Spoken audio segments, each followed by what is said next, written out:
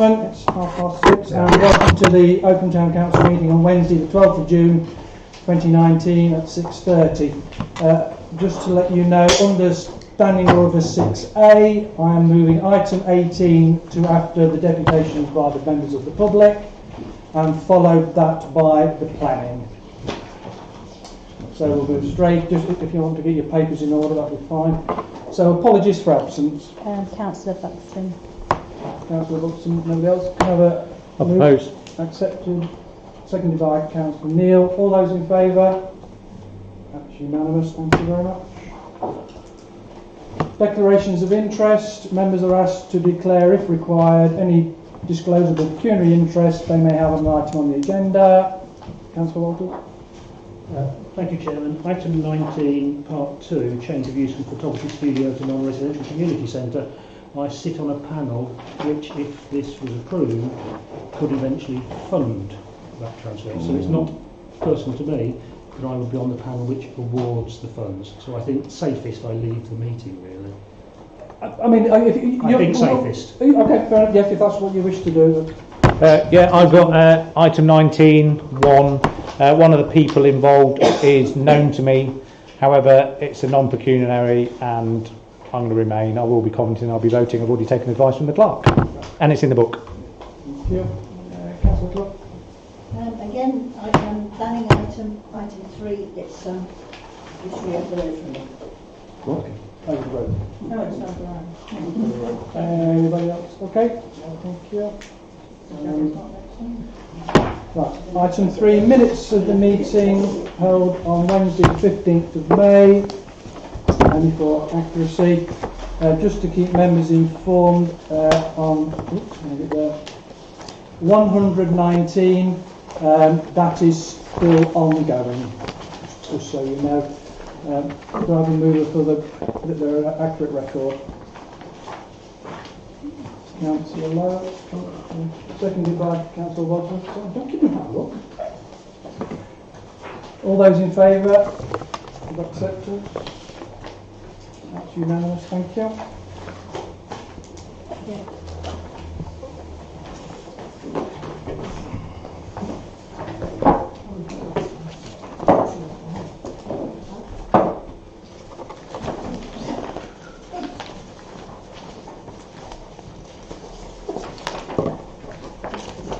That's the working groups. What do you want me to do then? Those two are the working groups. They're not working groups. They're under the chairman's and members' Oh, yeah, those, yes, they're right, yeah. Thank you.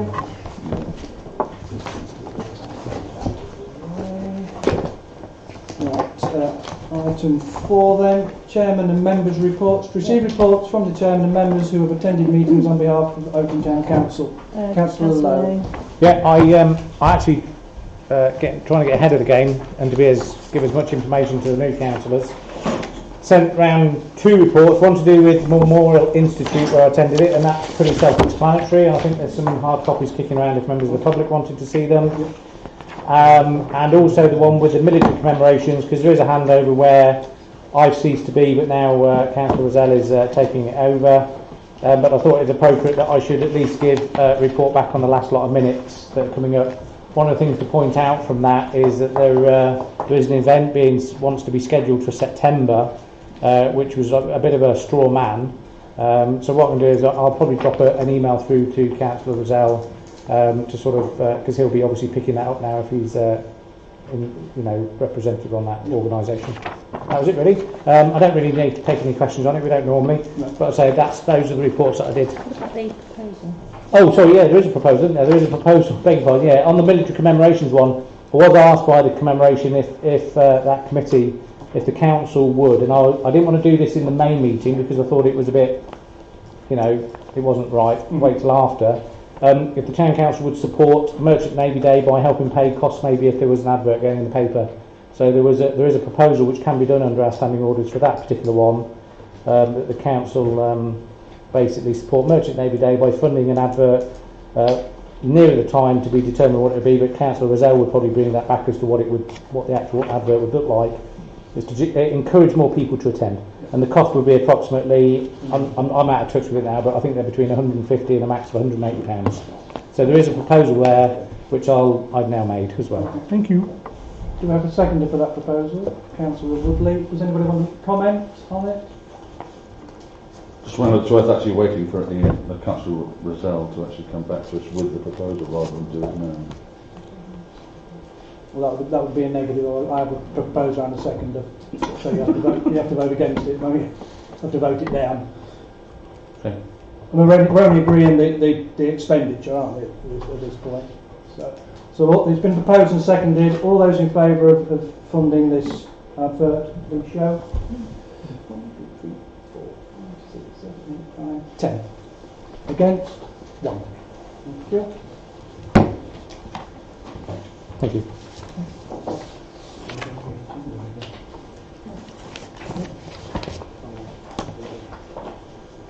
Item 5 then is council's questions. No. None. Thank you.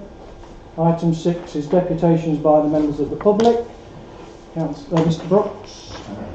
Yeah, nearly. Slipping the tongue. I was. After 2.5 years, is it? Yes. For the benefit of members of the public, I'm Martin Brooks, who's now a resident of Oakham South Ward, rather than a councillor. What items are you the deputation on? Can I ask for a copy of the reports, because we're a bit behind members of the public, if we have proposals and reports just laid on the table. Yeah. They should be published 3 days before the meeting so that everybody sees them. Okay, we can make sure at the next meeting there is a packet there available for you, no problem. Thank you. And then the next deputation is the external audit report and the internal audit report and the appointment of the internal auditor. First off, I'd like to say that I won't congratulate the council, because normally when I do say congratulations for getting around to doing something correctly after a long period of time, we then stop doing it. But what I'd like to point out is that most of my fights with the previous chairman and chairmen up to Alf Lewis and the clerk have been asking for these reports to come to council. And I'm pleased that it has come to council now, and that the council is going to do the correct thing and consider them. Moving on to the appointment of the internal auditor. Last year the council voted just to, because people can't be bothered to sort things out, to just appoint this man for another year. So I'm a bit surprised that in the, I'm trying to do it quick. No, okay. In the Plenty of time. agenda, that there's nobody else to consider again. And people do know the term that a council after 3 years generally comes too close to their auditor. It's a term used by external auditors. And the other reason, if I was on the council, I wouldn't be voting to appoint him, is that what I mentioned about the previous thing, that it's taken him at least 4 years to recognise that the council has not considered, actioned or voted or minuted any of the reports. And that's not really acceptable. Part of the reason is that I guess is because it's spot checks. But you would think that when you've got someone complaining, because I wrote to him saying that the council's not considering your reports or the external audit reports, I have to fight for them to get them myself, that he would have noticed that before this year. So that was that. Anyway, the last one is about the exempt item. No, you cannot. I can. No, you cannot. We cannot I'm debate. asking, I said the exempt item number 19. I'm not debating. Oh, sorry, it. beg your pardon. Yeah, you can do it. All right. I'm yes. asking for the item not to be exempt. It's about a fence which this council owns. When I was a councillor, I went to the school under the authority of the clerk and had meetings with the school. There is nothing confidential about this council wanting to replace a fence when it's asked by someone else. Over the years, it's replaced fences that it was supposed to have people pay for up at the allotments, the community centre, whatever you want to call it. They weren't exempt. This is not open and transparency. I know one of the reasons why they don't want it public is because of a letter. Well, that can be exempt. You know, but spending public money is not a secret. The answer will be minuted. Yeah, members will vote on that when we get Yeah, when but we I get hope down that to they it. won't exempt it because it doesn't even fall within the Local Government Act's reasons for exempting items. Thank you, Mr. Brooks. Thank you. Anybody else? Mrs. Lucas? Do you Do you want? want me to stand and You- speak to Zoe's back, or do you want me to stand over there? If you want to stand over there, you're more than welcome. Thank you.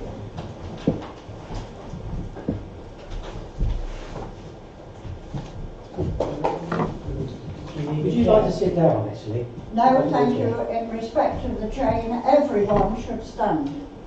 I've made that point. I've written my deputation. I shall read it. I will not ramble on. Item 18. Thank you, Chairman. Thank you, members, for giving me the opportunity to present this deputation about the tree warden policy. There's a big difference between a parish tree warden and tree enthusiasts. I have served over the years on both. A parish tree warden's job is complex, and I take issue with one statement in the policy. Quote, any previous experience, while desirable, is not essential. How anyone without experience of trees, their nature, their life expectancy, eventual size, or even species, can be a parish tree warden without experience is beyond my comprehension. The parish tree warden must be trustworthy, as most visits have to have not only the knowledge of trees, but know when to acknowledge and respect the owner's property. A parish tree warden does not have to be a parish councillor. In fact, most in Rutland are not parish councillors. The parish tree warden's role encompasses wildlife, which includes birds, bats and other mammals. The parish tree warden should be involved in any planning decision which affect tree felling. The parish tree warden does not have to attend council meetings, but sends in their reports. However, if asked to clarify a point, then they would need to attend such meetings. I instigated the Rutland Tree Wardens meeting some 3 years ago, and they are attended by many parishes, and I would like to see Oakham Town Council instigate a 2-day symposium on this very subject. There are many experts within the county who would help. That's about the environment as well as trees. Volunteer tree enthusiasts can get most of their knowledge by being members of the Woodland Trust and other organisations, there are many. I have drawn the attention to Oakham Town Council and the wider population of Rutland about National Tree Week each year. I'm a member of the Sustainable Land Trust and signed up for most of their working parties, and I have learnt a lot about their survey work. Being a parish tree warden is an entirely different role to being an enthusiastic volunteer and should be viewed separately. I'm willing to answer any questions. Thank you, Chairman. Thank you. Anybody, at that point, we'll take item 18 and we'll debate that one now. Councillor Woodley, would you like to present your paper, and then we'll allow Mrs. Lucas, she'll have the opportunity to come back before we vote. Should we do a vote? We're going to change. We need to do a vote. No, don't need You don't need to. That's fine. to. 6A. 6-8. That's good. I'll put that on the minutes. So members should have had this electronically on Friday, but I note that we've all received it in paper today, and that's through no fault of the office or the author. We have some clarification issues on the insurance for a reasonable period, the office were being told that we were unlikely to be covered. Through diligent work performed by the office, they actually got that, I won't say overturned, but clarified that if we do use a volunteer, which is what the suggestion for this report is, that they would be covered under our current insurances, both for public liability and employee liability. And we will talk about the differences. The roles and descriptions to answer the deputation are outlined just for a point, because what I'm trying to suggest at this stage of the process is that we first define a volunteer process, which would allow us as an organisation to define how we're going to cover, how we're going to take on, and how we're going to safeguard and also get information from volunteers in a generic fashion, not just tree wardens. As we're embarking on this exercise, we can consider it for many other opportunities. Now, that's what I'm recommending, and it's in the proposal that we do a volunteer policy, and then we extend that with the first implementation of that policy to a tree warden. Now, yes, you could argue that there are experts required for this, but having discussed it with other organisations and support organisations, there is a wealth of training available to us. So, in an inclusive environment, I don't think we can just limit, or I'm certainly not qualified, and no offence to you, Joyce, I'm not qualified to know what a good tree warden is, so I couldn't select one over another. I presume you're talking about parish tree warden. At the parish level. So my policy was written to be generic based on the information I have. It isn't a fixed and firm policy at this stage. It is a proposal to write a policy for the council to accept, including the terms of reference for a tree warden. So this is what this paper's concluded, that I couldn't come here and say we'll have a show of hands or a pick out the hat of how we're going to do it. That would be covered in the volunteer policy, I would expect. How are we going to interview or decide what a qualified person performing any volunteer role is, because I'm not sure they should be specific. And then moved on to the tree warden as a specific. Now, this is all we got. So I've included in here an outline of the volunteer policy that I plagiarised off another council. Some of it, to me, looked a little questionable. There was some discussion about expenses that we talked about when this first came up. All of the advice I've received so far from other LRALT and other councillors was that most volunteers are paid expenses for their travel, which should be limited, but we need to cover that. So the proposal is that we put this to policies and working with a deadline, that we create a volunteer policy, and then the first implementation of that is we recruit from the general public a tree warden, parish tree warden, to meet our needs. Okay. Any questions on the paper? Anybody want to say anything? Oh, sorry, Jean, I didn't see you there. Thank you for the report. I've spent some time researching about tree wardens and the difference in your parish. There's quite a lot of information on the websites about this. I'm not sure, and I asked the question, that we legally have to have one. I don't think it's something that, if we decided not to have one, that it was a matter that we were following in the law. The second thing is that, having been a volunteer for many years and also taken on volunteers in many of the roles that I've done, I do know that volunteers need a mentor. They need to be accountable, they need to have somebody who they can go to with issues, and I didn't, unless I've missed it, I couldn't find anything in your document, and forgive me if I've missed it, that explains who within this council the person would report to, and also about the work that they do.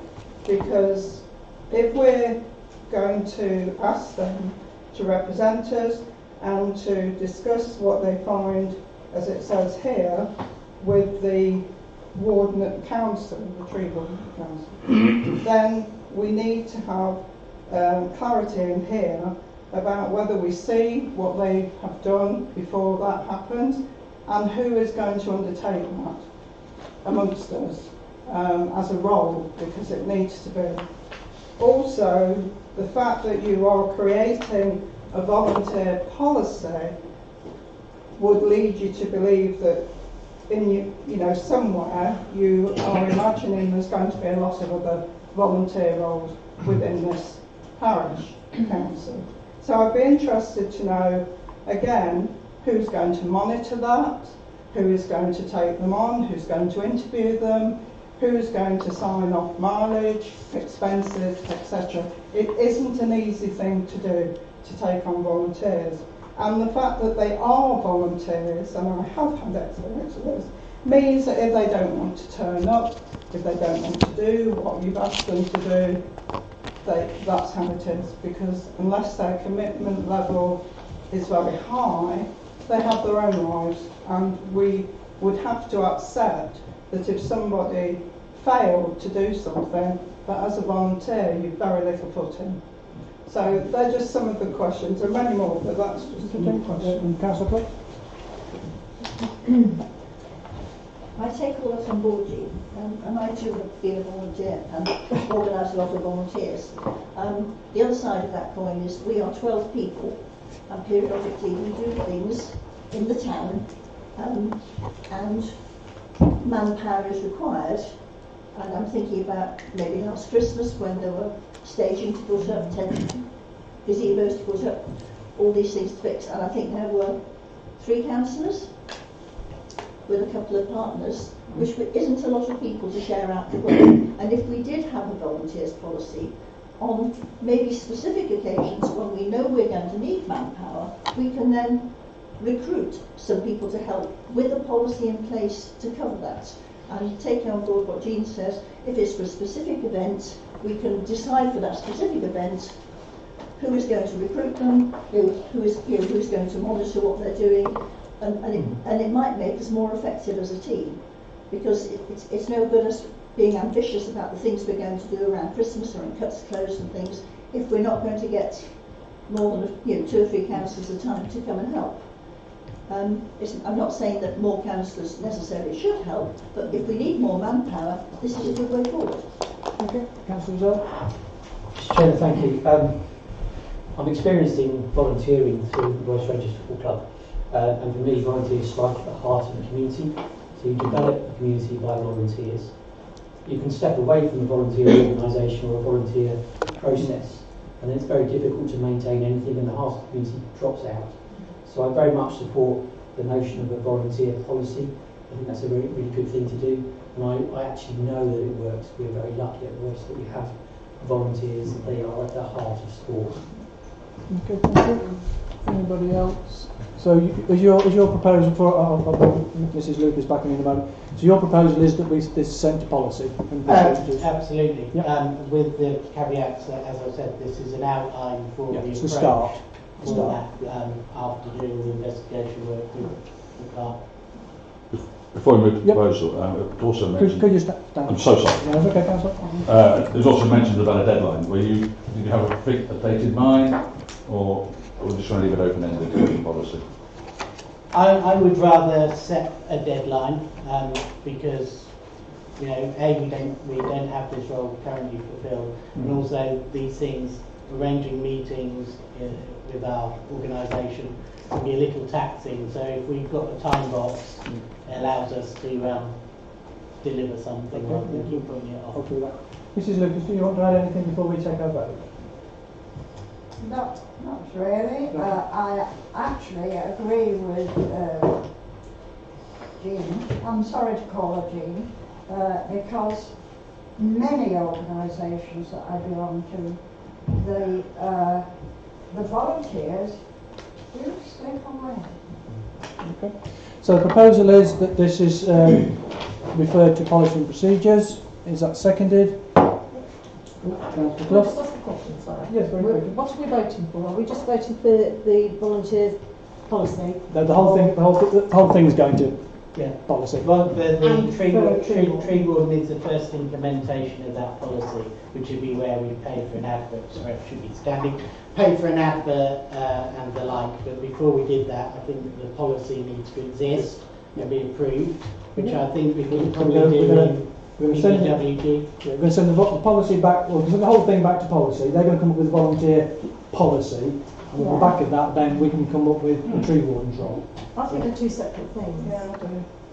Well, they're going to be two separate documents, Yeah. but they are two. The volunteer policy has to exist as Can a we vote on that standard. first and then on the tree warden? Well, I can, yeah. It's entirely up to the chair. Okay. But I can't see how. Are you happy to take? Are you happy to take them separate? As an amendment, because you can't have a, in my opinion, and the research I've done, we can't have employ somebody even though they're not, they're a volunteer, but they won't be covered unless we've got a policy, like any employee in the council. Okay, right. Yep, I've persuaded the Vice Chairman to. So it's been moved and seconded that we send this to policy and procedures. All those in favour, we show. That's unanimous. Thank you. Oh, sorry. Oh, sorry. She hides in the corner. One abstention. Okay. Okay, and just to help things along, in that case, then the policy and procedures working group will meet next Wednesday at 7 o'clock. If that's okay with everybody, let me know if it's not. Well, after the meeting, we're fine. If we don't have a date, we'll be running around like headless chickens. So right. So thank you very much for that. Next Wednesday, 7 o'clock. Okay. Right. So next we're going to move on to planning. Yes, the other member of the public, is he going to get a chance to speak? Yes, he's going to. Yes, right, fine. Okay. I'm going to look at the plan first, then I'm going to bring Mr. Howell in. Right. Okay. Do his deputation, then we'll. Okay, so we're going to move on to what will now be item 19 is moving up to do the planning, and because we have a deputation on that as well. It's only right that we look at the plan and the deputation at the same time. Look at that one. So this is for 2019-0424, Mr. Munton, a revised plan, construction of an annex, auxiliary and the use of the main dwelling, 151 Cold Overton Road. Mr. Howell, would you like to make your deputation? You have 3 minutes, sir. And you'll have the opportunity to come back at the end before we vote. Mr. Chairman, thank you for the opportunity to address the meeting. As a family, we are opposed to the construction of the detached annex by our neighbour at 151 Cold Overton Road.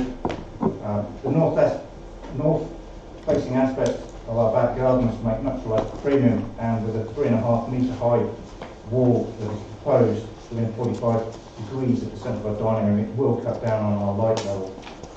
The overshadowing created by such a high structure will completely overshadow our garden from the early evening, and that will have an unacceptable impact on the humidity of our garden, particularly during the summer months.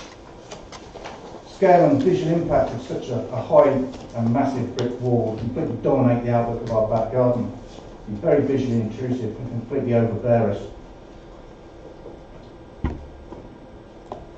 With the proposed block plan, it indicates a structure that's almost half of the back garden and will occupy a footprint of almost 70% of his main dwelling footprint. The relative size of that compared to the back garden means his plot will appear incredibly overcrowded.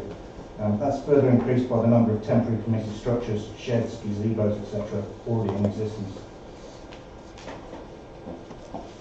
Other properties in the area have increased their living accommodation by use of extensions. Size of the proposed detached annex, I believe, will actually set a precedent, and that precedent, if set, will lead to further applications which will impact on the character and grain not only of the immediate area, but potentially Oakham and the wider county. The design of the proposal is basically an L-shaped brick structure with a flat roof, more akin to a garage or a workshop. There's been no visible design elements at all, such as a green roof or any timber cladding, to actually preserve the visual amenity or to reduce the impact of the structure. This in no way promotes good design or secure a good standard of amenity for my family or any future occupants of our site. The proposal will increase the number of will increase bedrooms of the property to a 4-bedroom property. As he's removed his garage space and reduced the available parking, he'll have insufficient parking space. He already routinely parks on the road within 10 metres of the junction of Hector's Way. Further increasing his off-road parking, he'll have no option but to park on the roads. Given the points that I've raised, I'd like to recommend the Town Council recommend to the Planning Committee that the application be refused. Thank you. Any members have any questions?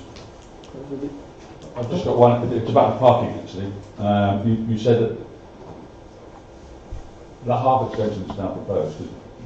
We saw photographs of the original extension, didn't we? And actually, it's the L shape, which is going to be different. Why do you believe that there will not be space for 3 cars on the property? He's actually reduced the amount of parking out the front of his house already with hard landscaping. But he had a garage, didn't he? So that reduced it, and actually it's now increasing. I'm slightly confused. So the garage is gone. Yeah, sure. He's completely demolished the garage. But doesn't that increase the amount of cars you can put onto his property? He's actually got a fence and fenced off at the front of his property. So he's fenced it off so it so can't he can't drive down the side. Okay, thank you for clarifying that. Councillor Walters? Just briefly, You can have a seat while we're doing this piece. if I may, on the previous slide, there was, I think it's called a block plan. So we've heard with respect, it's going to take half the garden, nothing. Almost half. Yeah, but on the block plan it looked nothing like that. Are you saying the block plan is incorrect and not to scale? From the measurements I've done, it's getting on for half the block plan. Perhaps I can help clarify. That was the original application that we were looking at in the photograph with that brick wall. It wasn't the half, which is. I know you did another diagram. Yes, which is on there somewhere. There was my initial objection to his initial planning application. He then produced a amendment to that, which arrived last week. I have not yet had the opportunity to draft my objections to that. However, I did draft a lobbying document that I did email out on Sunday to. The top two of the revised. It's quite significant block plan. And on the issue of parking, we raised this yesterday, or Highways raised this as information.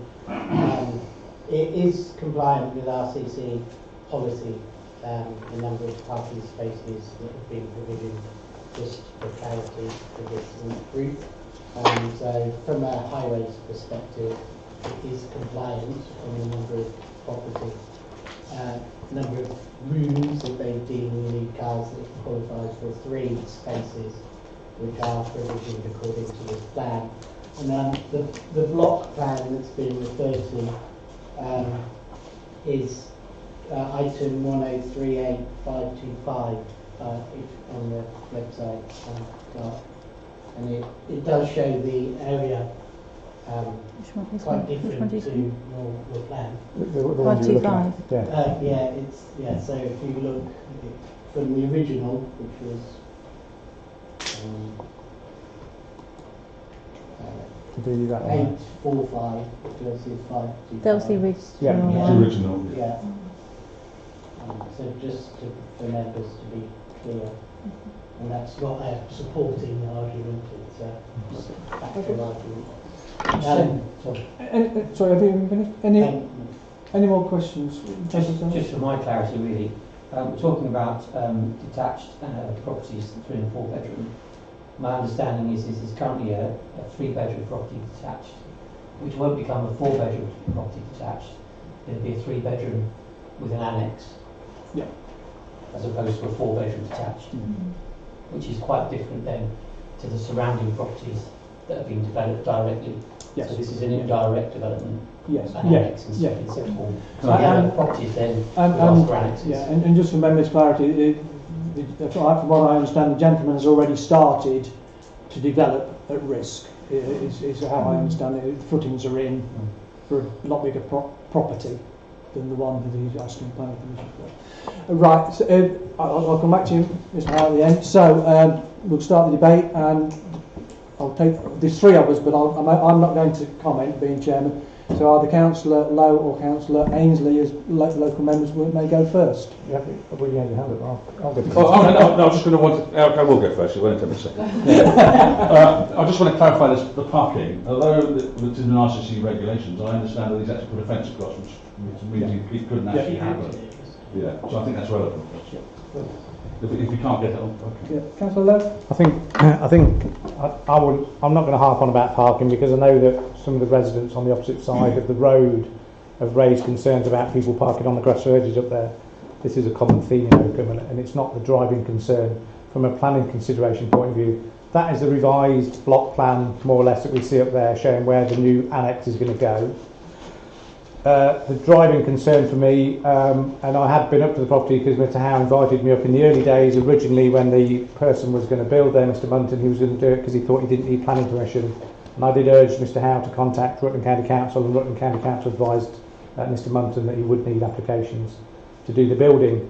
And you are correct, Chairman, he has begun the work at risk. The key point is that does concern me is that yes, there would still be overshadowing with the L-shaped style of the building, and because the ground is on different levels, Mr. Howe's garden is, let's say, at this level, and yet the garden of Mr. Munton is approximately nearly a metre higher, which is why it looks so overwhelming. And the block plans that are now in the amended document that we were given shows the reduced size of that long wall. Okay, that's the key one that Councillor Woodley alluded to. So overshadowing, I believe, loss of light, as we know, is not a consideration, but overshadowing is because of where the sun sets on this particular part of the town. And also, there is a possibly, under planning considerations, the design of the building. It's a flat block. It doesn't look right for the whole of the rest of the area. So from that point of view, yes, I would support what Mr. Howe said, that it probably sets a precedent here in the future, that are we going to see like small shantytown block buildings being knocked up at the back of these houses. So yeah, they're the only comments I want to say, and I would be supporting that the council would feed comments back to RCC urging that this is refused. Thank you, Chairman. Anybody else want to make a comment? Councillor Zell? Really, just to support that, I think the evidence will come from council officers in what is and isn't right with that. But putting a porta cabin type building permanently into a garden with lights, ISO containers, and goodness knows what later on. And I think in keeping with the surroundings of that area, which I know reasonably well, but not my ward, I think it would be a carbuncle. Sorry, Councillor Lammers. Yeah, just a little bit of confusion here. I mean, we've got two block plans, one with an L-shaped building and one with basically a flat slab. The photograph we've got here with the footings would indicate that it's a continuous rectangle rather than an L-shape. From what I understand, because the gentleman decided to continue at risk, the footings he put in were for the original long building. So those footings are on the ground, ready for building on. So the graphics we've got are actually correct rather than this, which would indicate that it's going to take up less side. Well, I would say that I would personally say that drawing is nothing like to scale for a start, but but the footings are in for a bigger building, and from my point of view, when this happens, it's going to get extended at some point. Once it's all been signed off, building regs are done, he's just going to sneak in, he's just going to pop it in note that Mr. Howe doesn't complain. And if I may, Mr. Chairman, that's precisely where the officers will come in, is if the planning permission is for any building of any size and then it exceeds that size, then there is a problem. Okay, so I think we've given that a good... Oh, sorry, Councillor. To be fair, I'm not unhappy with the scale of it in terms of its footprint. We are not allowed to worry about if there's been a precedent before, or if this sets a precedent going forward, because according to planning there are no precedents. We also can't assume that he wants to extend it. Oh, no, we have to go on the basis of the application in front of us. Having said all of that, I think the design is incongruous with the street scene, so I certainly won't be recommending it for approval. Okay. Anybody else very quickly? I would agree that it's overdevelopment of the site and that it's just not in keeping with the street scene. Okay, thank you. Right, before I go to the vote, Mr. Howard, you want to add anything? On the square footage or the area covered by the revised plan is exactly the same square meterage Will be that was proposed from the original. Thank you very much. I need a proposal and a wording, please, for... Well, I'd propose that we'd write through RCC opposing this development based on overshadowing the word that Councillor Walters used, Incongruous with the street scene. or overdevelopment and not fitting in with the street scene. Councillor Rosell, you came up with carbon, yeah. Yeah. Means the same thing. So basically, that's what We don't like it, basically. overshadowing Yeah. the phrases that mean that it doesn't fit within that particular housing estate look at the moment. And I think the thing as well, something on the drawing, it looks like it's cedar clad, but actually it's going to be brick. It's all brick. Okay, so that's what the proposal is. Is everybody happy with that? Do I have a seconder? That's going to be our comment, Councillor Rosell. All those in favour, please show. That's unanimous. Thank you very much. Thank you, Mr. Howe. All right, we'll go on straight on then to the next one. Miss Gilboy, change of use from photography studio to D1 non-residential community centre. Oh, thank you, Alan. You could stay, but I understand. If you're more than welcome to stay and not vote and take part. I'm one of 4 people who will decide whether they get the phone. Okay, that's fine. Could you note that Councillor Walters has left the room, but we will shout you back when we finish. Honest. Mr. Chair? Okay. You make yes, please. Thank you very much for your attendance. Thank you. Right, let's move on then to the next one. So, change of use. It's 2A High Street. Here's where we are.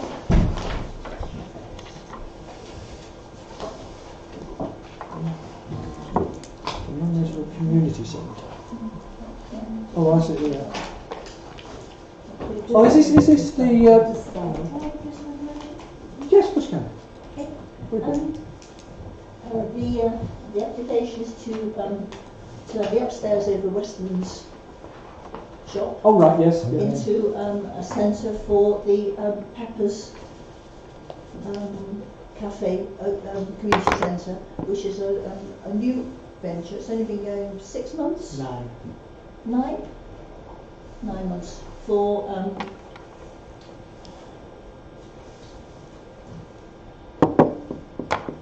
they're currently meeting in the congregational hall. The building is not suitable for their use because it's rather echoey, rather dark and rather depressing, and Peppers is a centre for people who have mental adjustment who want need support. They're intending to do coffee mornings in the morning and to move into music and art sessions, therapy sessions in the afternoon. They're hoping to run 2 days at the moment, and they're looking at other people who might also want to use it for similar purposes for other days. Councillor Woodley. If anyone's actually looked at the site, the Rugby County Council site for the planning application, you'll see a neighbour objection, but it's actually for a different plan. Okay. I have reached out to RCC today to see if they could correct it, but it's just so it's clear to everyone, they're not a licensed premises. He was referring to the application for downstairs, Oh, right, yes.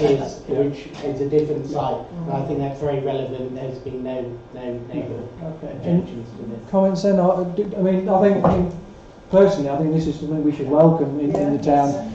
Anything that we can do for volunteer organisations, I think. So, yeah, Councillor Woodley, you want to? Now I'd just like to move it to. Yeah, so it's moved that we welcome this development. All that, it's got seconded by Councillor Clough. All those in favour, please show. No. Abstaining? Can you abstain a minute, my name, please? Sorry, because I'll abstain. That's it.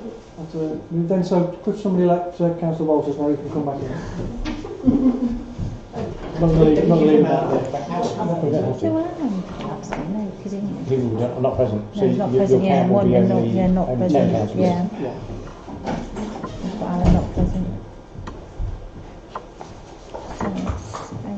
move on to the next one, which is 2019-0478 full. Mr. Bruce, minor material amendment on application.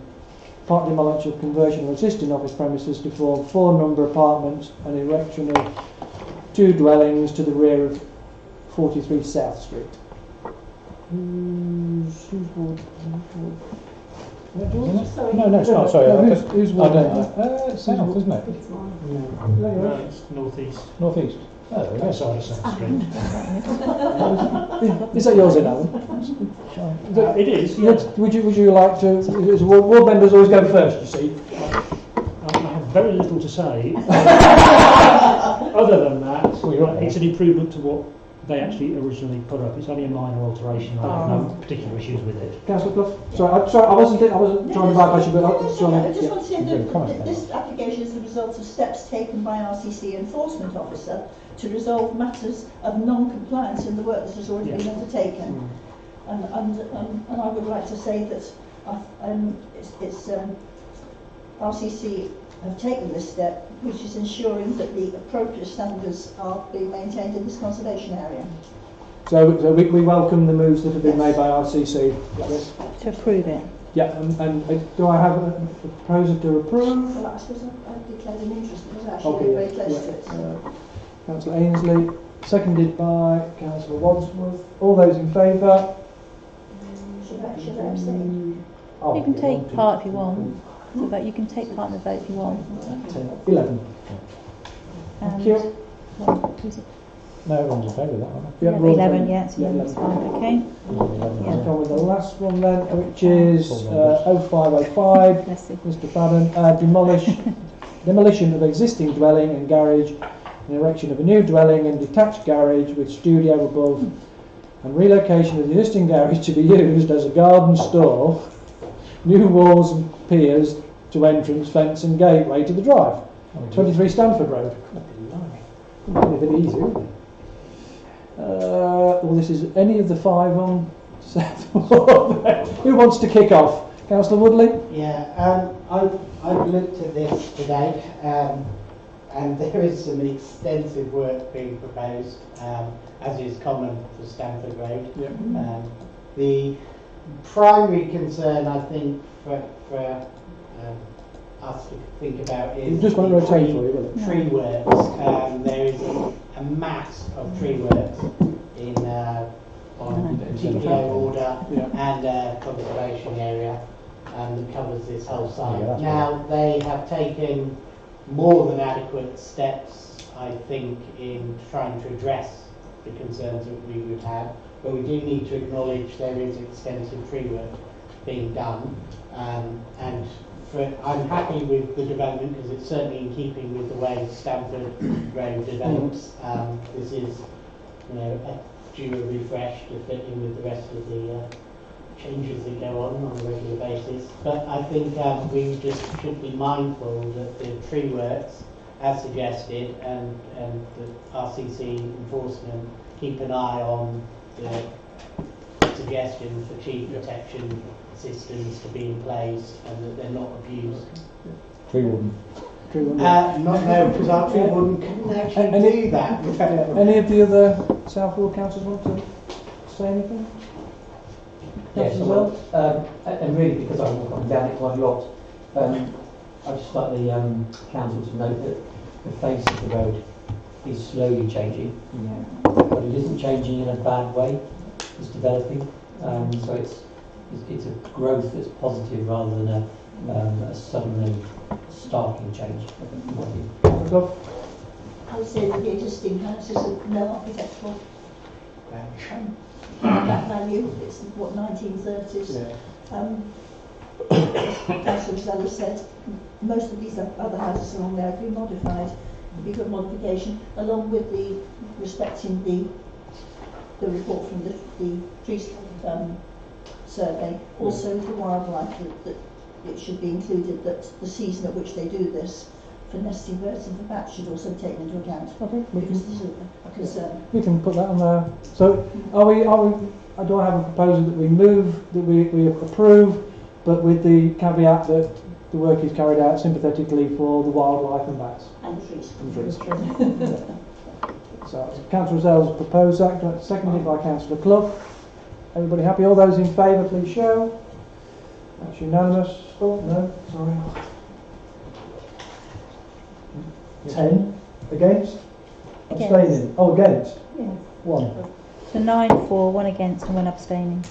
Nine, No. ten. I'm not Okay. questioning, I just wonder if there is some reason that would make me Because I change don't my think we mind. should be cutting all those trees down and Point of order, Chairman. disrupting all Yeah, the- Point of order. We've got a lot of... You don't have it. Yeah. No, I understand what you're saying. Right, now just before we do move on, the clerk had a word with me in the week, because we're discussing planning, about Councillor Zell had spoken to her about other things, and what she's planning on doing is she's informed me that for those who are not computer savvy, when the plans come through and you get your list on in your packs, the paperwork will be available in here for you to come and have a look at. So if you don't want to go online, you can come in here. That's what she's proposing to do. And I said that was fine with me, and I'm okay with you. Mr. Zell. Madam Chair, I'd just like to say thank you. I mean, it was really going back to Rutland County Council and saying, can you make it available? They have, and I'm pleased. So the Grateful to paper, the clerk as well. so the paper, if you don't want to go on the computer, the papers will be here for you to see. Right, thank you very much. Right, we'll get back to the correct order, and item 7 is the clerk's report. Just to say that the floor displays have gone up. Really, people have to say. Probably noticed. Item 8 is working group report. Before you Oh, move on, sorry. Can I ask a question of the clerk, or is that out of order? In that Um, I felt that we should be do you having... take questions? I don't know, you do then, do you? Not usually. Quite Sneaky. Well, I'm not looking. Go on. what last meeting we talked about coming back with the external groups, and I wondered how that was progressing. We want further detail on those external groups. That'll come back as a paper. Okay, so that's in hand. Yes, yeah. That's all I want to know. Thank you. Right, we'll move on. Anybody else from working groups? Councillor Clough? So, working group.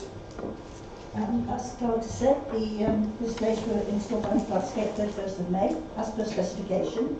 The 6 hanging baskets supplied but not installed by Landscape. The 4 post office baskets were installed by Mr. Gregg on behalf of OTC, and the 2 Pocket World baskets were installed by the property owner.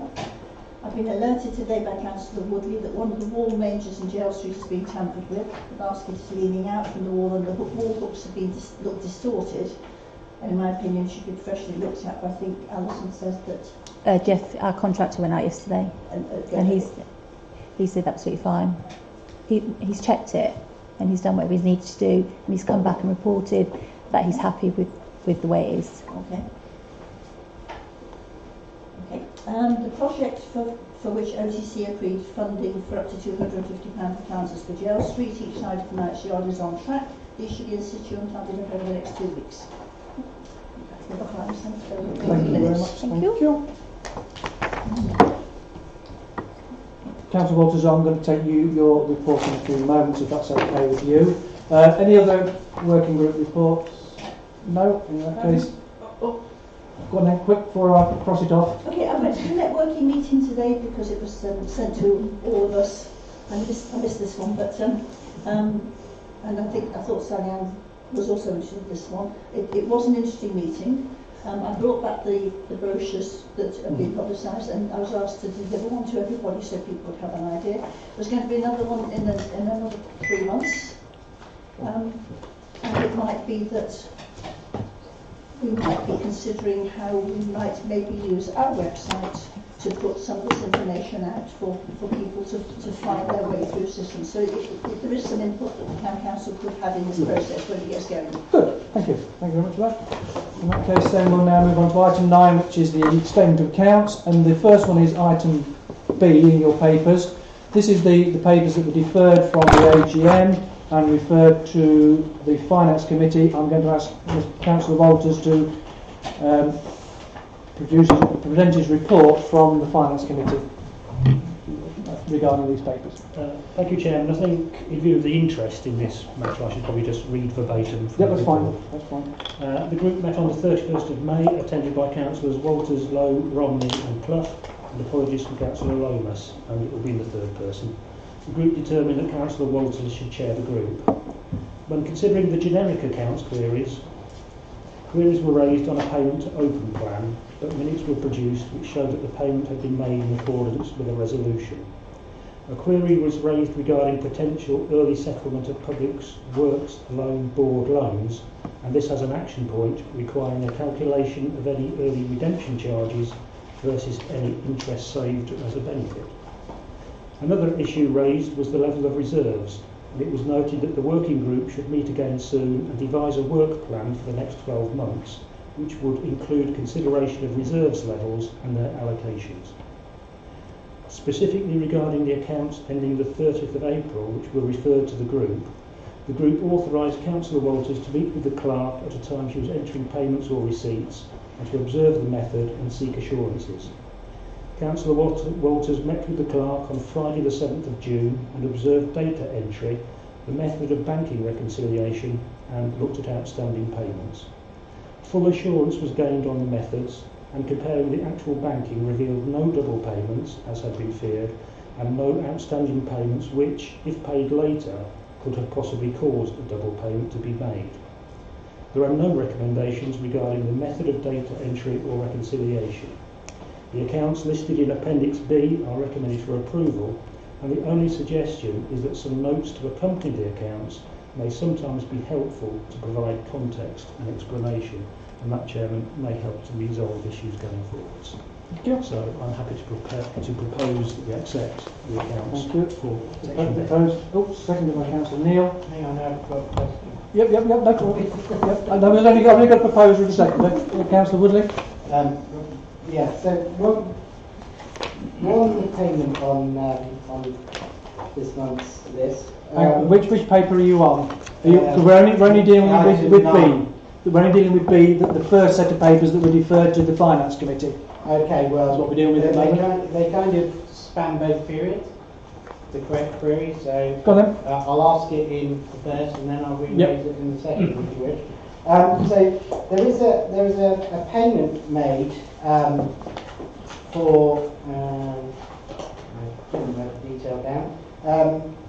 18th of the 4th, I think, is that the period that I was covered on B1. Sorry, I've given my papers over to. Sorry, I had it marked on a piece of paper that I've then shared with my colleagues because we haven't received this pack. So, Network Sport.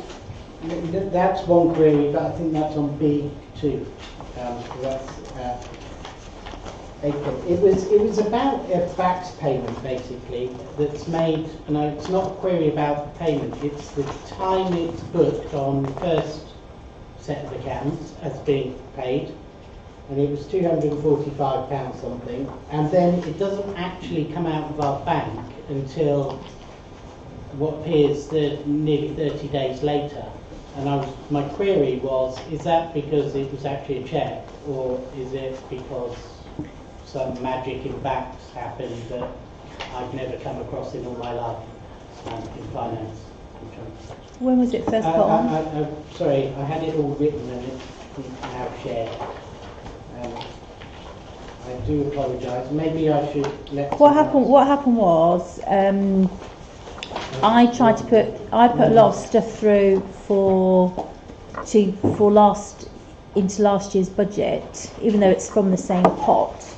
It was then picked up by, when we did our year end, that the external auditors are now looking at if you've input a payment but the backs payment isn't going out until afterwards, they recommended that we cancelled them and redid them. So that is why there is, and that's why I went through with Councillor Walters on Friday quite thoroughly. Yeah. I mean, I understand what you're. Thank you for your query. But that was the whole point of sending them back to finance, so that finance could sort them. But yes, that was the reason. Yeah. So I have and if there's nobody else on that first paper, I have a proposal and a seconder that we accept the papers B, which were deferred to the Finance Committee. All those in favour? That's unanimous, thank you. And we'll go on to B1, which is the statement of the accounts for May 2019. Anybody? Oh, Councillor Woodley, I've got your name, sorry. Yeah, fine. It's just a query about goalposts to make world sports. Like, I thought we had bought goalposts previously. Are these was different site or? One got stolen. Oh, okay, I was unaware. Thank you. They only nicked the one. Oh, does that mean we have 3 now? We've actually got a spare as well. Okay, thank you. That's fine. Anybody else got anything on the accounts? Do I have a proposer? Do we accept? Oh, Councillor Neil, seconded by Councillor Wadsworth. All those in favour, please show. That's unanimous. Thank you very much, ladies and gentlemen. And we'll go on next to item 10, the Internal Auditor's Report, Appendix C. Honestly, do you want to? No, it's quite. Any councillors? Anybody want to say anything? Other than the fact that it is given as a report as good. And there are, yes, Councillor. Yeah. So you might as well just keep standing. I will, if I can. Sorry, and again, I'm showing paces is a bad thing. But the summary of the report says good, and I'm not critiquing the outcome. But what I am going to ask us to consider is the fact that there are some recommendations, okay, and none of which are, red flags. Mm-hmm. They're all things that I think where it says areas of improvement, and if you actually go through them, they all seem that they would be very logical. Things like adopting the standard publications form, which basically covers things like our policies, plus who our members are, and that's covered. There's some references to the way payments are recorded against budgets, and I think those recommendations should be acknowledged by the council and passed to the relevant working groups, because I think it spans finance and policies and procedures, to make sure they're actioned and not appear again next year as us not to have done something. Okay. So I acknowledge the report conclusion says good, but I also think we should action the points that we've been asked to draw attention to. And I would also ask for the supporting documents, because this is a summary report and it does highlight 5 other documents that are part of it that we haven't seen, and I would like to see those, and they would be part of the actions that we need to do. Yeah, that's fine. I mean, and that's just because I'm just... No, that's fine. The auditor, yeah, that's fine. No, the auditor said just to send this out, but yeah, that's absolutely no problem. Just let Alison know when you're coming in, and then she'll make them available to you in the chamber. Anybody else? And so are we going? Shall we not defer? Should we? Do we agree to accept the report and pass it on to finance? Yeah. And policy. Yes. So I'm proposing that we accept the report and pass it on to policy and finances. Seconded by Councillor Wadsworth. All those in favour? That's unanimous. Thank you. That one. Item 11, appointment of internal auditor. To consider the appointment of Richard Wilcox as the independent internal auditor for the coming financial year, reported to 31st of March 2020. Comments? Anybody? Councillor Woodley? Comments. I'd like to, I believe this is the 3rd year for Redwood, which I'm not so hung up about, but I'm going to raise LRALC are now offering this service as appointing and managing your internal auditor as a third party, completely transparent from any potential for people accusing the council of colluding with our auditor. And I think that would be an idea for us to consider, because we have nothing to do with the appointment. We sign up to their panel and they assign the auditor.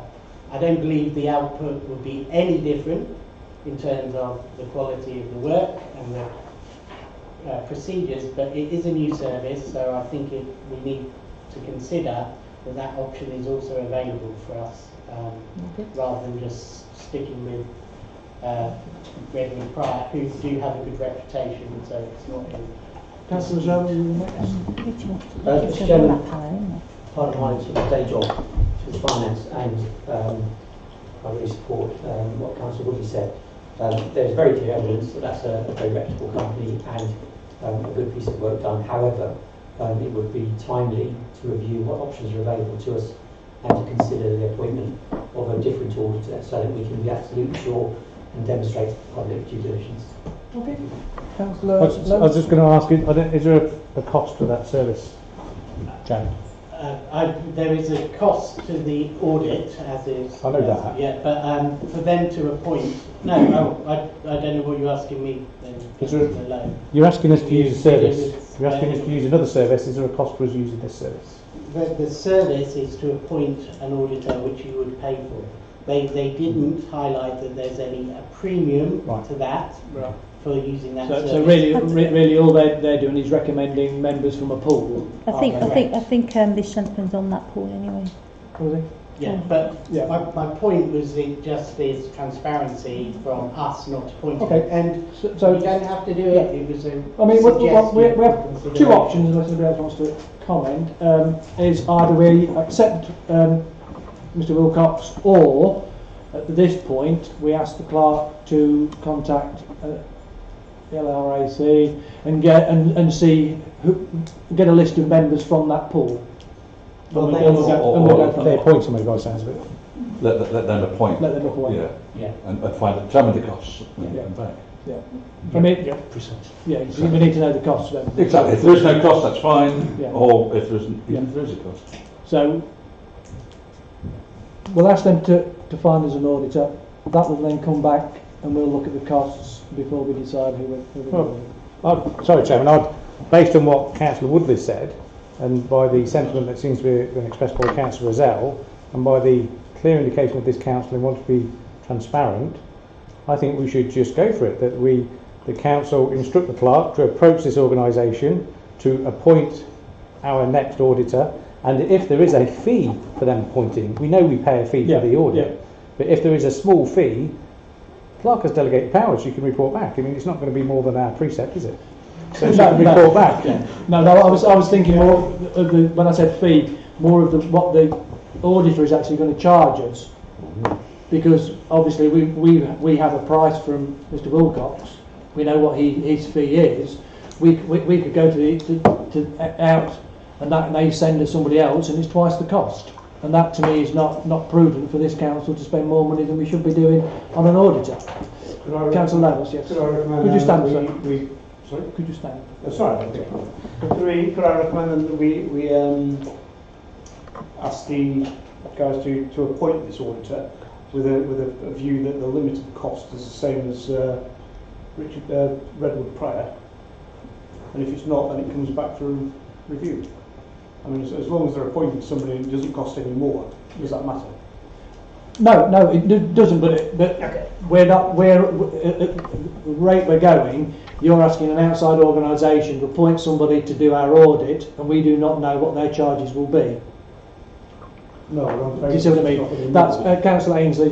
Sorry, I was going to make exactly that point. It seems to me imprudent, at the very least, to actually get an outside agency and give them free rein to do what they like.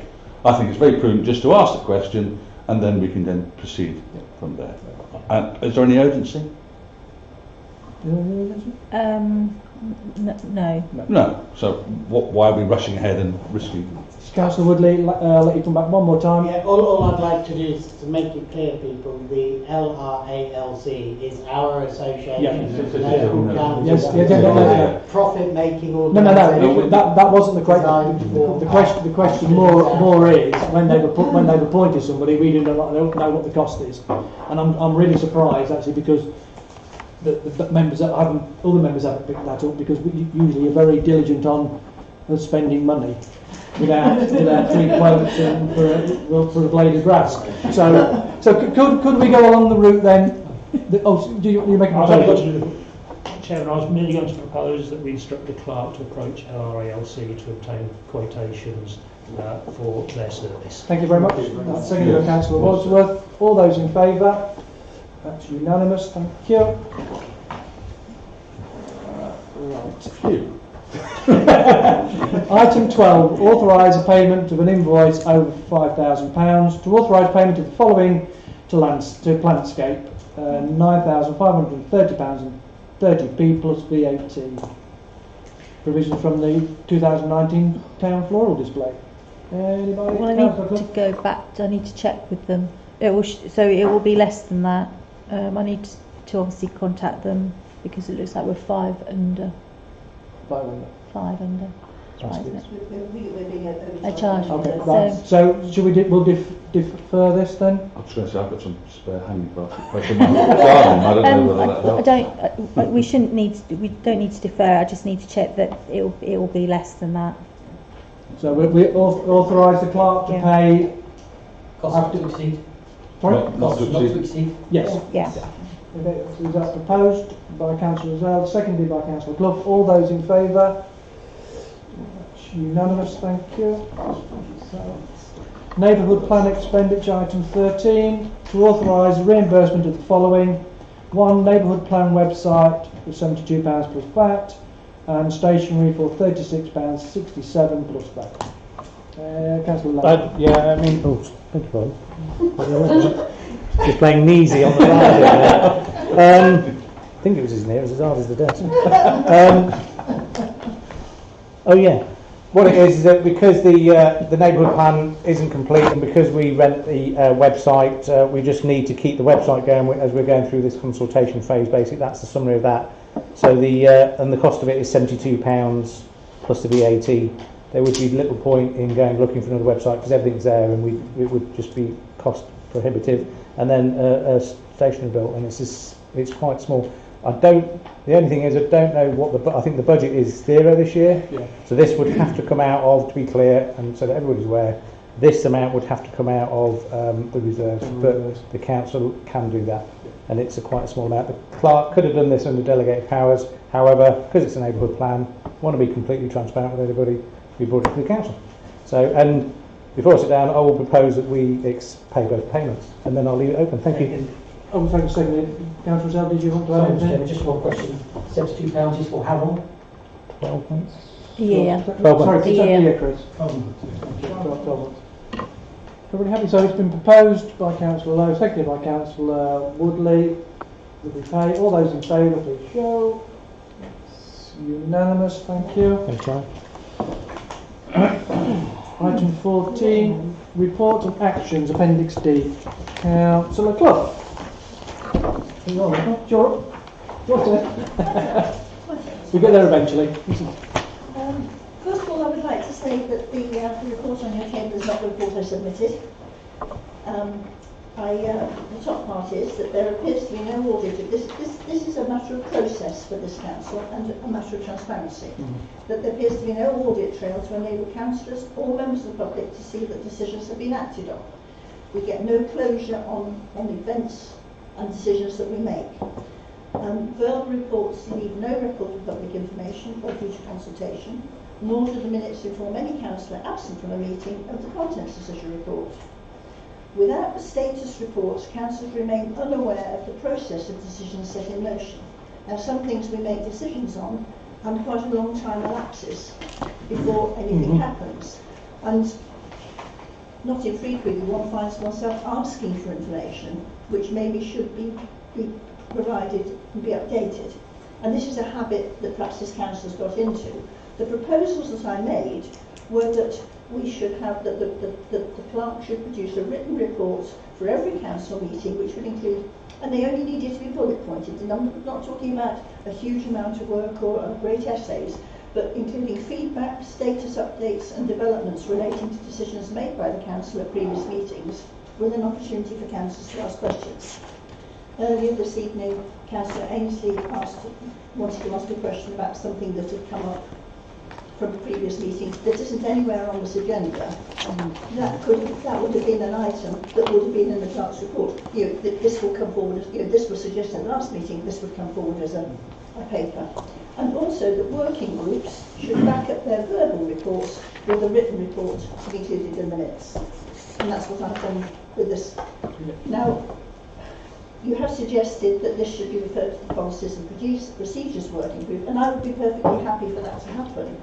But the proposals that I made should be part of what goes to the Procedures and Policies Working Group, because this is what I'm trying to get across, that this is where we don't have any transparency. This is where things that have gone on for quite a long time, we have no closure to.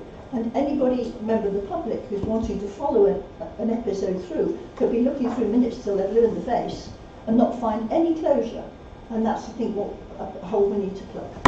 Okay, thank you. Just to answer your question why your paper was altered, and Standing Order 4E covers that one. So, Councillor Rosell, you wanted to... Mr Chairman, I think you're probably all familiar with action matrices, and it would strike me that in support of that, at the back of the set of minutes for each agenda, there's an annex, which is an action matrix, and it indicates in their activity that's ongoing, which could then easily be updated. Okay, yep. Councillor Woodley? This has been picked up on our internal audit report. Essentially, the bottom section, 2018 13 MIS 13.6, the model publication scheme does include quite a wide range of expectations of what should be published. And I actually think it would feed quite nicely as a policy and working group input, your report, but it should be covered and allow us to cover off this audit point at the same time, because we'll get what you need and we'll tick one off the box at the same time. Councillor Ainsley? I'd just like to make the point that seems to be quite a lot of tasks have been pushed to the policy and working groups, and I just feel that perhaps we should be listing those, because I do feel there's quite a lot of stuff piling up there, and I'm not certain that I know, even as a member of the policy, what it is that we're supposed to be looking at. So, want some help with that, please? But at the moment, we're looking at I've got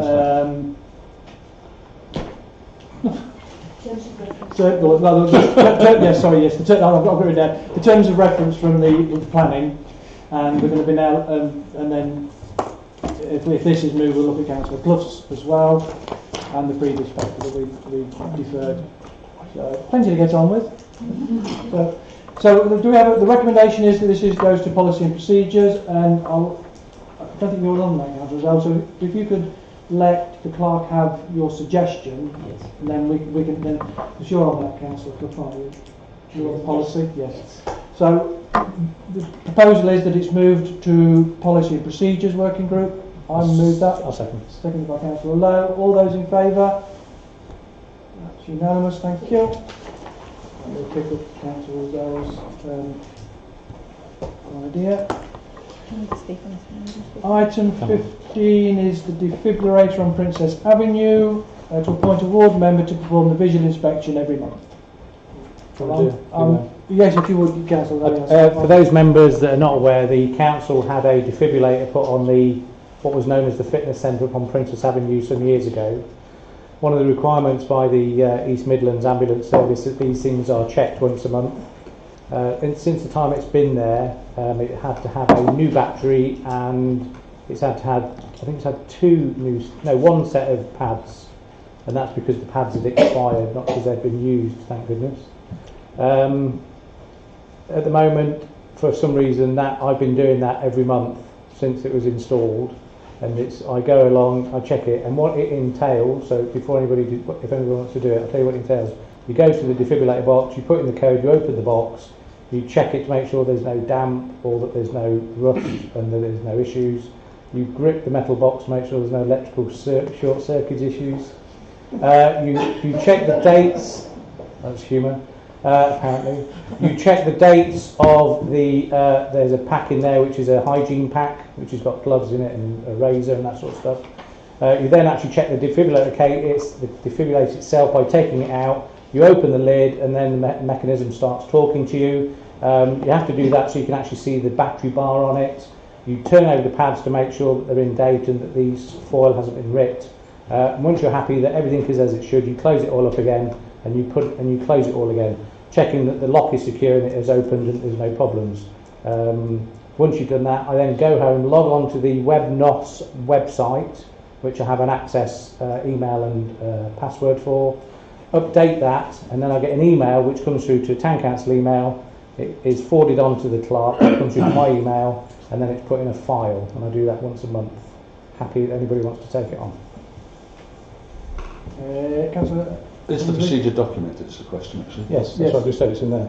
Did you? Yes. I must have dozed off. I forward it over to the clerk and I actually ask her to print a copy of the paperwork and put it in a WebNOS file which is held in the office. Thank you. Councillor Woodley? Just a question on procedure again. This is inspection, and didn't we discuss it that we couldn't inspect? It's not council property. Right. So that's the delineation. Yeah, it's not. We That's don't own it. process. I'm not. Yeah, no, we don't. We don't. I own just it. wanted clarity. Thank you. And that's why. One of the reasons why Council O's brought it back is because it is on the ward, and somebody wants to do it. I don't think he wants to do it anymore, basically. Well, the reason I suggested it was brought back is that it's something where historically it's happened, and whenever people go, it's historically it's happened, everyone goes, well, that's no excuse for it to happen.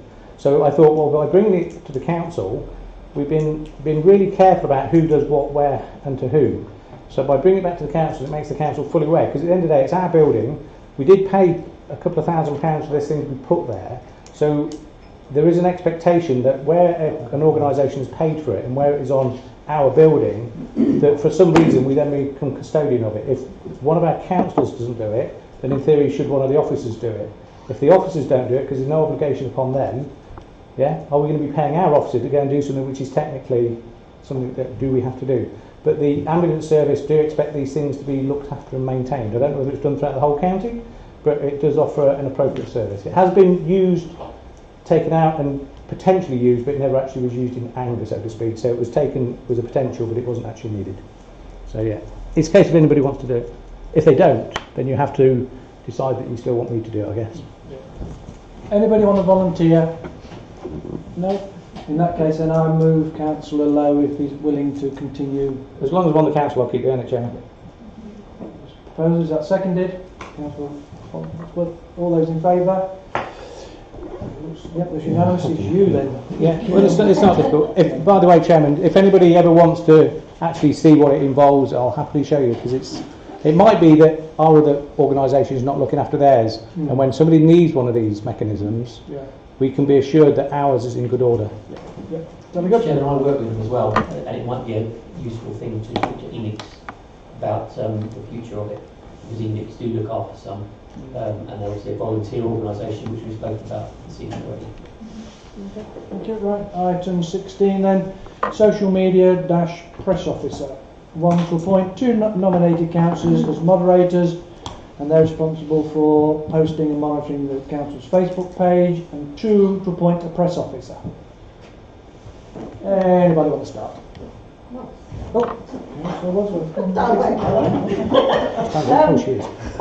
At the present time, myself and Adam, Mr. Lowe, Councillor Lowe, run the Facebook page. We have a lot of feedback. We try to get something on there 2 or 3 times a week. I would like to carry on doing it because it's a good place for me to advertise all the bands that we have,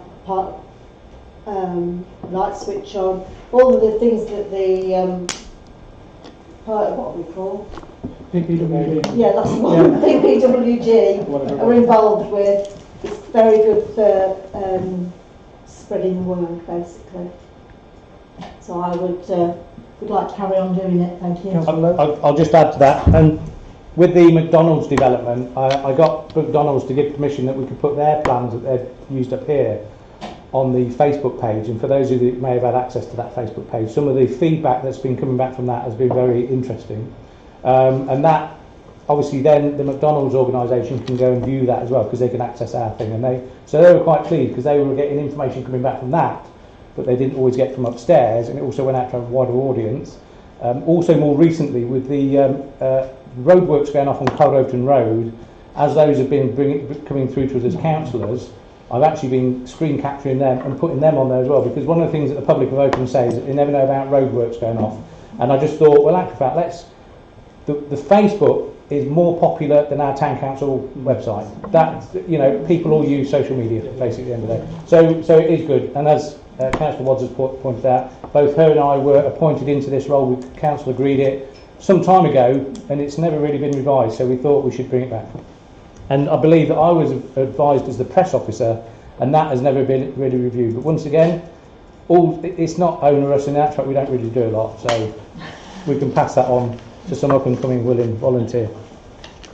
Anybody else want to step in? What's anything else going on? So, Councillor Ainsley. Yeah, just to clarify this role of the press officer, what do you see the responsibilities of the press officer being?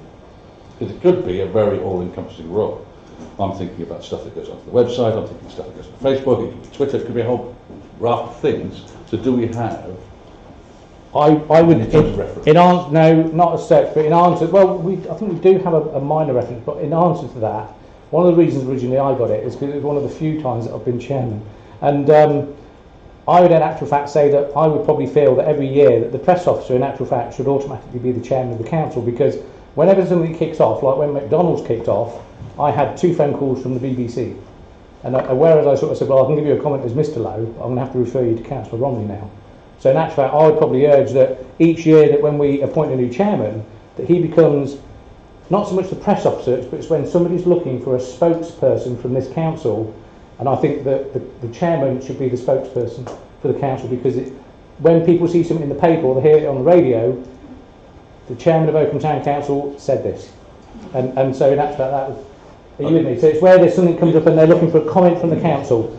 And that's the objective. I have no objection to having a nominated spokesman. That makes but sense. there's no real that is not a press officer. No. Yeah, so it's a slightly offbeat, isn't it? So the press officer is somebody who's going to coordinate our communications with the outside world, right across the whole remit. And a spokesman is something totally different altogether. Mr. Chairman, I'm the press officer of my other job, and it is about writing press releases. So that's slightly different. I'm not saying it couldn't be done.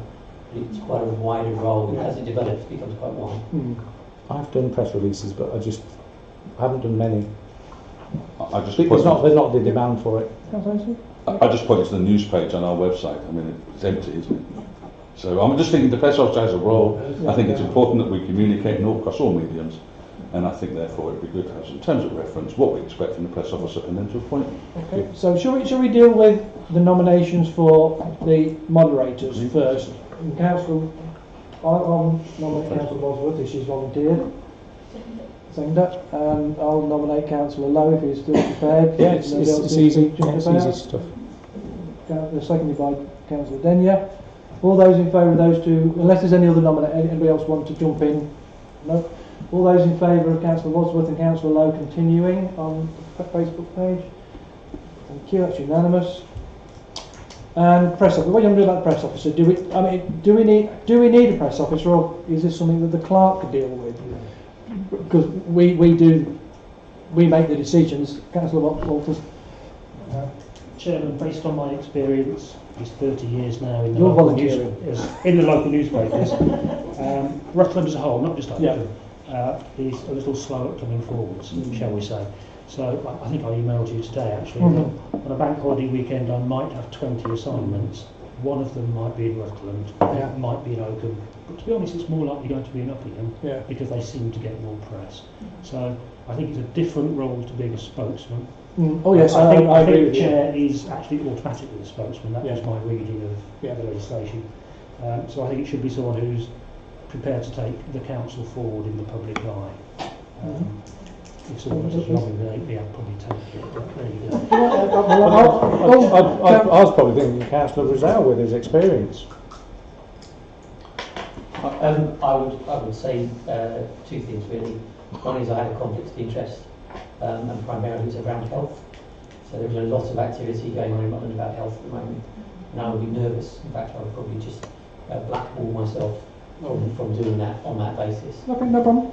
So, Councillor Woodley is nominating Councillor Walters. Do I have a seconder? Councillor Razell. Couldn't get his hand up quick enough. All those in favour of Councillor Walters? Oh, look at that, I've never seen him vote so quick. That's unanimous. Well done. Well done, well done. Well done, Alan, you took yourself into that. It's an unpaid role, by the way. Right. Item 17 is correspondence. To receive a letter from Just a note, the really. advice, just a thank you letter. Doesn't need a proposal, just a note. Everybody noted? Yeah, consider it noted. In that case, then we are on to item 20. To decide whether to exclude the press and public during the considerations of item 21 and 22 on the agenda under section 102 of the Local Government Act 1972 as amended due to the confidential and constructual nature and the matters to be discussed. May I make a comment? You may. Although some elements of item 22 I do regard as being exempt, best practice would indicate that if we could discuss it in open session without mentioning the content of the actual letter, without mentioning the actual quotations that have been sent in, that would be one way forward if the chair was comfortable to do it that way. Okay, anybody else have any other comment? Councillor Woodley? I'm echoing Councillor Walters' comment basically that it was going to be my proposal to split this into two because I think one is clearly exempt, covering areas that are noted, but I think the second does have public interest, not in full detail, but I don't think that's relevant to our decision anyway. It shouldn't be relevant. Right, so, Councillor Ainsworth? I just want to be absolutely clear what it is we are not going to be discussing in public, if we're going to have it in public forum. What the proposal is, and we haven't voted on it yet, is that we take item 22 now in public session, but I will, if we're going to do that, I'll be asking members to return the last 2-3 pages before we debate it, so that no reference can be made to them whatsoever. And this is that is purely why it has been an exempt item because of what is said in the letter and what has been put on social media. So the proposal is that item 22 is done in open session. It's been proposed by Councillor Woodley, seconded by Councillor Walters. All those in favour, please show. 1, 2, 3, 4, 5, 6, 7. Those against? 3, 1. Abstaining? I'll abstain. 2. Can you minute my name, please? Right, so if you could detach the last... Abstain. 3. Oh, sorry. What are you doing, sorry? Abstain. If you could detach the last 3 pages and pass them forward to the clerk, please. Those three. Yeah. That one. But isn't it just that one we want to return? And the quote. And the quote. Oh, the quote as well. They said the quote as well. Oh, yes. To it. What we're going to talk about. That's it. Chair, That's the quote. The very back page, the school accounts are a public document on their on companies. Oh, this is off the company website. No, but I did say if you're going to do that, I would agree, but only to the last 3 pages to be back, and that's what we decided on. Last pages, 2 pages, and that please. They've also had that. That's the Alan. That's the which everybody's had. Thank you. Everybody handed them in. Everybody in? Right. Yeah. Okay, so the background to this is that the fence on the board. The fence on the board is in our responsibility. It's in poor repair and needs replacing. Councillor Walters, you've written the report. Go on to this. So would you like to kick it off? I will, if you wish, Chair. It is understood that keeping the fence between the play area and the school is our responsibility. The school, however, requests that we replace it to a higher standard, which incurs a cost, and you should see the quotations for that. The question is whether we are actually responsible for maintaining the fence to their enhanced standards, or whether we are only responsible for maintaining the fence to protect a play area. Then there's another element, even if we are not responsible for it, are we willing to make a contribution to it of some kind? I haven't made a recommendation, I've just listed some possible options. and I just open it up to the floor. Okay, thank you. And Councillor Clough. Right, question. Is forgive me, is the fencing currently in good order? Is in need of replacing? I did visit site, and my opinion was it didn't need replacing. It wasn't in perfect condition, but So it's it in. didn't. I couldn't hear you. I did visit site, and it was not my opinion, not that I can carry out inspections, that it was not in poor I was repair. going to say who gave you authority to go and inspect the fence, but I had a look. So my point is that I don't believe it's in poor repair, and if it was, I certainly feel that we could make it into good repair. But the issue of actually replacing it because of the enhanced standards that are being employed at the school is not, in my humble opinion, it's not in our remit at all. So I think they should be paying for their own enhancements. Councillor Zell? Oh, Sorry, no, please. Sorry, so, Mr. Chairman, I think I agree with that. I think it's really about the school's request, what the school would like, and I think I appreciate what they would like. And I'd like to put it to the council that the school should pay for what they like, and not the council. So Okay. we should fund what we need to fund, but the school should fund any enhancements that they would like. Councillor Woodley? Sorry, Oh, yeah, no, no. Councillor Lowe was before me. Councillor Lowe, sorry. Thank you, Councillor Woodley, that's very kind. Just wanted to clarify, it is the fence line the town council are responsible for, yes? Yes. I just wanted Yes. to clarify that point. It's not in a state of disrepair where we feel that it needs replacing, and the inference I'm picking up here is that people believe that maybe the school just want a fence that looks as good as... this is not exempt now, is it? No. The council just... the school probably just want a fence that is to that standard. Yeah. Now, I know we can't talk about what is in the exempt part of this, but they did obviously express some concerns about the state of the fence and that it left their school vulnerable, maybe that the children could get out, for example. So, bearing that in mind, and that as a responsible council, and once again, that I believe that we could afford to do it and we need to be working with the community, I would say that this is an opportunity to demonstrate that. So whereas I echo that this is public money, it's money that, what would the public say? What would the parents, if they were to lobby us, say? Would they say, yeah, the fence, we want our children to be safe. Yeah, all right, so it's good, it's chain link, but can the children scale it and get out? I don't know if the children are going to do that. But you know what I mean? So let's think of it it's not our money, it's public money. What would the parents say if they were here? So maybe we're making a decision where we should get a wider opinion based on what parents think. Maybe. Councillor Woodley? But that's my approach, because I think that in actual fact we should be supporting local schools, local organisations as part of our strategies of partnership working. Councillor Woodley? Yes.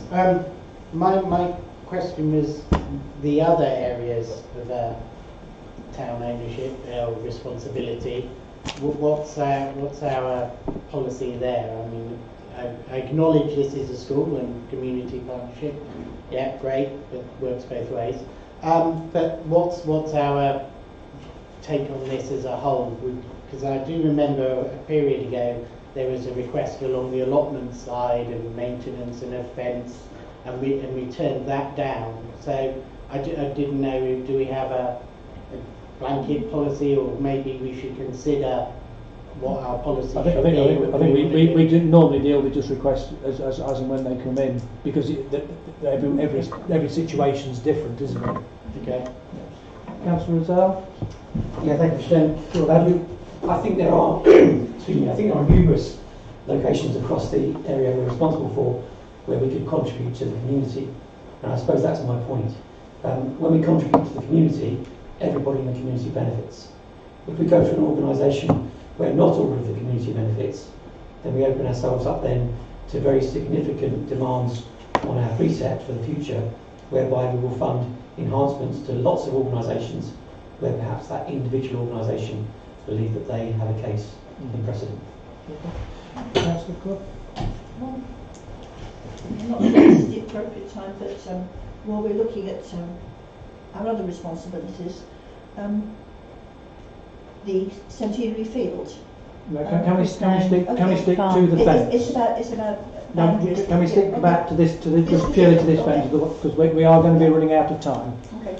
I just want to make a very quick point here. So if we were to run and enhance this fence, are we going to be responsible for the upkeep of the enhanced fence as well? Yes. So we would still remain responsible for that. Can I make a suggestion? And if we didn't, if we didn't wish to endorse, to pay for the enhancements, who would be responsible for upkeep of the enhanced fence if we didn't contribute? Okay. Can I make a suggestion that we probably defer this, because obviously from what your comments you've made that the fence is adequate at the moment, that we defer this and a small group go and inspect. No, just because. I would support your point. You're the only one member that's been and looked at the fence. Nobody, and none of the other ward members have obviously been and looked at it. And I just wonder if that helps. No. It's just a suggestion. Then everybody would know what the fence is like, and we can go from there. As it is in the minute, we're just talking about a fence that only Councillor Ainsley has been and had a look at. Councillor Walters. Chairman, I take your point, and that may be what the council decides. But I think it's rather more a matter of principle, isn't it, whether we approve it in principle or not. And if we did approve to hand over any monies, whether the school would in turn agree to maintain the fence in perpetuity going forwards as part of that agreement. So there are lots of things we could talk about. I don't mind if we all go to look at it. I have a grandson, so I know what it looks like anyway. Or possibly some other people have children as well. There were just suggestions we went round houses. Councillor Paul. Maybe one might consider a contribution towards the fence if they were going to continue to maintain it, so we meet them part of the way. Councillor Zell. Mr. Chairman, final comment from me. The public will want to know how much it costs. I know we're not talking about that tonight, but they will be looking at that, whether it's money well spent for the whole community.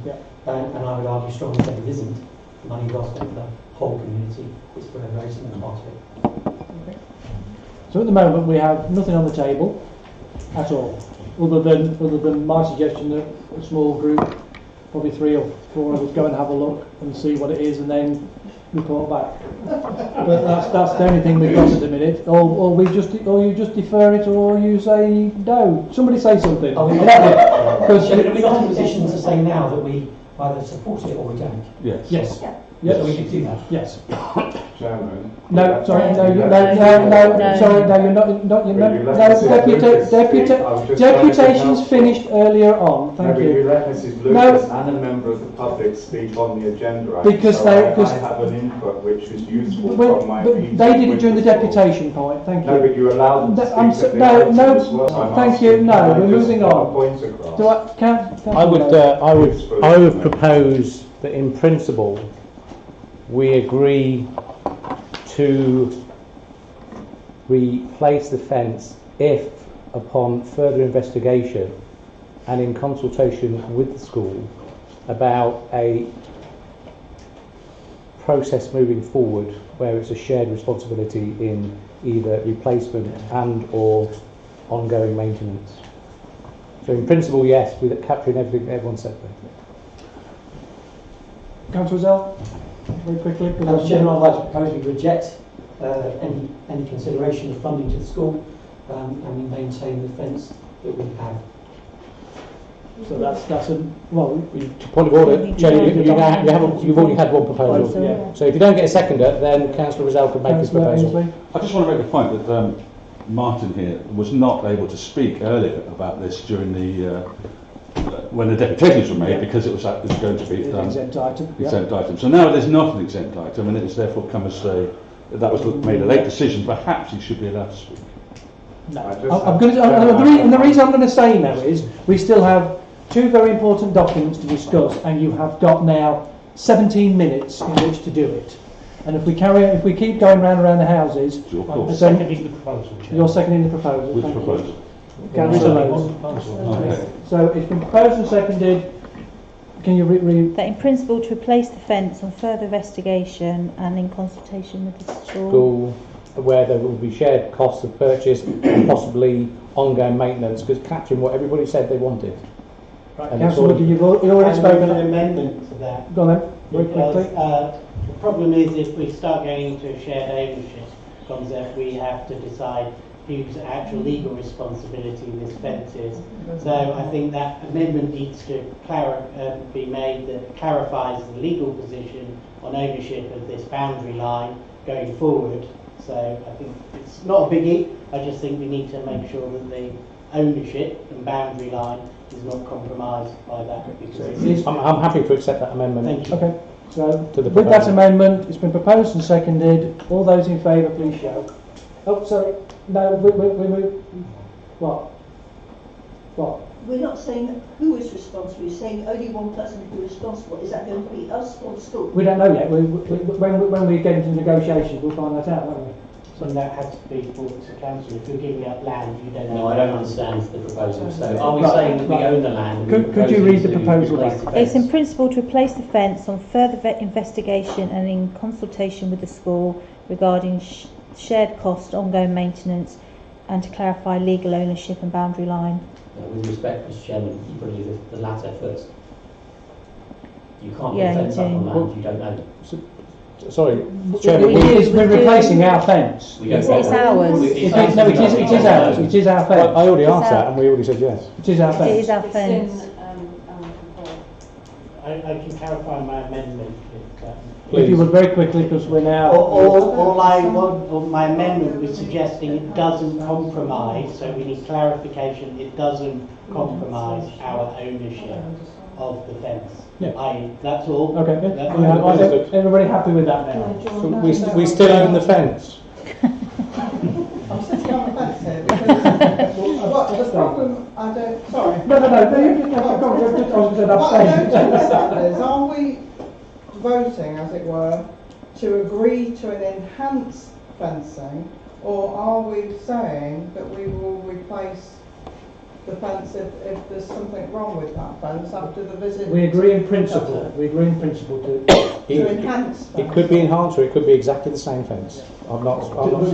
Still look at Mr. this. Chairman, I don't think the proposal is clear, because the fence you have currently is of one order. This fence is of a higher specification and the cost will be significant. I don't think we're not voting on the type of fence, are we? We're only voting The on. current fence on is the- a wriggly wire No, that's not fence, the fence. No. and we just replace that wriggly That's wire what the fence. school It's not me. It's not a clear proposal. Yeah, I am confused by the proposal in that are we accepting that we should upgrade in principle, which is what I understood. Right. Can you read it again, Clark, please?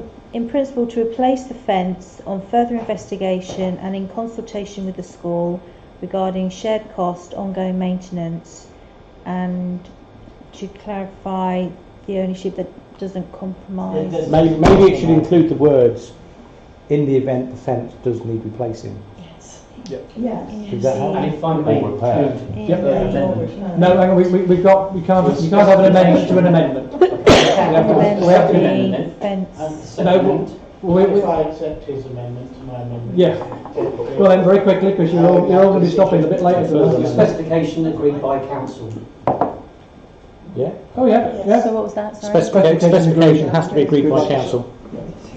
Which would have been anyway. Which could be less or Which more. doesn't mean anything. It's like, Yeah. So we're not actually voting on anything. It doesn't We're disagreeing in principle, and we're going to talk to the school. So who's going to talk to the school? Why can't we just agree that we're going to talk to the school for further discussions Because this without is a actually council. agreeing in Oh, principle? that sounds Well, you can't give another proposal. We've already had a proposal with two amendments. We'll have to take that first. And I think If that falls, then we could take your. both myself and Councillor Woodley accept Councillor Rozell's amendment as well. So at the moment, the amendment with amendment and amendment is. So we're just waiting for a vote. All those in favour of the proposal has been said and amended. Would you like it reading again before we vote? No. Okay. All those in favour. 1, 2, 3, 4, 5, 6. Those against? 1, And names, 2, 3, 4, 5. That's correct. That's correct. Yes, Carried. it's carried then. So can we have? Oh, could you name? Who was it? Councillor Rozell. Wanted name. Yeah, I've got that. And So then we just need to nominate who's going to meet with the school. I'm not qualified to inspect a fence. You could get that's. sell them. I'm quite happy to leave with the school, and I'm quite happy to get specialist Councillor Ainsley? advice from a Yeah. So Councillor fencing Ainsley, expert. and what about a ward member, Councillor Woodley? Are you going to go? It's, yes. Yep. So it's proposed that Councillor Ainsley and Councillor Woodley go and talk to the school and deal with this and bring it back to council. I move that. All that seconded by Councillor Denyer. All those in favour, please show. That's unanimous. Thank you. Right, we'll go back to item 20 then. Exempt item, to decide whether to exclude public and press during the consideration of items 21 on the agenda under section 102 of the Local Government Act 1972 as amended due to the confidentiality and contractual nature of the matters to be discussed. I so move. Do I have a seconder? Councillor Woodley, all those in favour? That's unanimous, thank you. Do we need to extend the meeting, do you think, Yep. or not? Yes, I think so. I'll do that in a minute. Martin, Yeah. I would have allowed you to speak if it hadn't have been an exempt earlier on, and I do apologise that you didn't get that I sent you opportunity. an email because I think it was unfair because you allowed Joyce to talk and that gentleman during the items. But yeah, but planning we always do, and we always allow the member of the public to come back